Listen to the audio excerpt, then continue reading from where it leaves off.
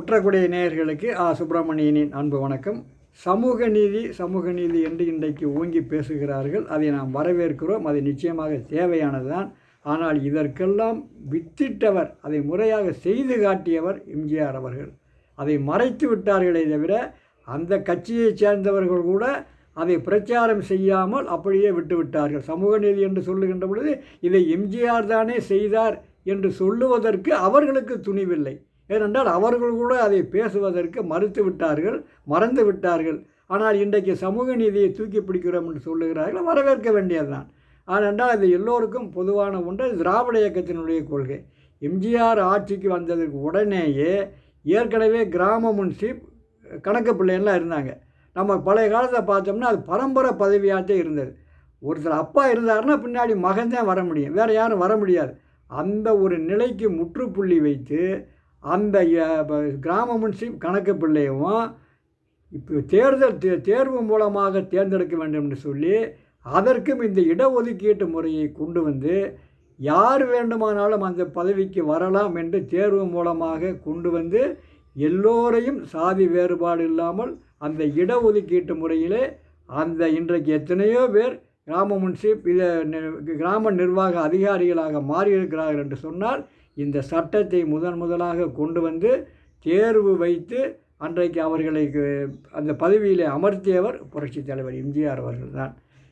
அதற்கு பிறகு அவர் அந்த தேர்தலில் தோல்வி அடைஞ்சிடுறாரு. பாராளுமன்ற தேர்தலில் 80. அதுக்கு அப்போ என்ன அப்படின்னு கேட்கும்போது அவர் இடஒதுக்கீட்டில் அந்த பொருளாதார ரீதியாக இவருக்கு இடஒதுக்கீடு தரணும் அப்படின்னு சொல்லும்போது அதை ஒரு பிரச்சாரமாக கொண்டு வர்றாங்க மக்கள் மத்தியில். இதனால தான் தோற்றுருப்போம் அப்படின்னு சொல்லி மறுபடியும் அவர் என்ன பண்ணுறாரு, எல்லா சாதிகளையும் கூப்பிட்டு ஒரு கூட்டம் போடுறாரு. அனைத்து கட்சிகளையும் கூப்பிடுறாரு.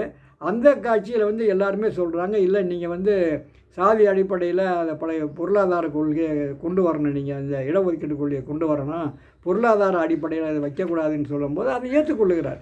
அப்போ வீரமணி அவர்கள் தான் அங்கே நீண்ட நேரம் பேசுகிறார். இதனால் என்ன தீமை ஏற்படும் அப்படிங்கிறத திராவிட கழகத்தைச் சேர்ந்த வீரமணி மற்ற சாதி தலைவர்கள்லாம் பேசலை. முதல்ல வீரமணியை பேசுங்க அப்படின்னு சொல்கிறார்.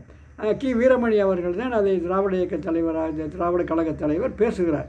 அப்படி பேசி முடித்த உடனே இந்த கூட்டம் முடிஞ்சது, போயிடலான்னு சொல்கிறார். இப்போ மற்றவங்கள்லாம் என்ன நம்மளாம் எது கூப்பிட்டாரு, வீரமணி மட்டும் பேச சொல்லிட்டு விட்டுட்டாரேன்னு சொல்கிறாங்க. அவர் பேசி முடித்ததற்கு பிறகு மறுநாள் காலையிலேயே ஒரு உத்தரவை போடுகிறார்.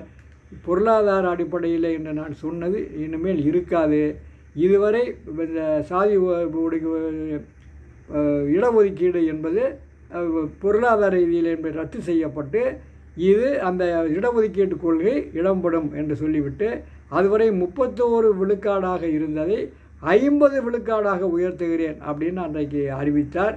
அதை வீரமணி வரவேற்றார். அப்படி வரவேற்கின்ற பொழுதுதான் அங்கே கலைஞர் இதை கலைஞர் வீரமணியை சேர்ந்து தான் எதிர்த்தார்கள். அப்போதுதான் கலைஞர் சொல்லுகிறார், வீரமணியை அழைத்து, எம்ஜிஆர் நமக்கு பயந்து பணிந்து விட்டார், ஆகவே இதை வெற்றிக்கு கூட்டமாக நாம் போட வேண்டும், நமக்கு கிடைத்த வெற்றியாக நினைத்து எல்லா இடங்களிலும் வெற்றி விழா நடத்த வேண்டும் என்று சொல்லுகிறார்.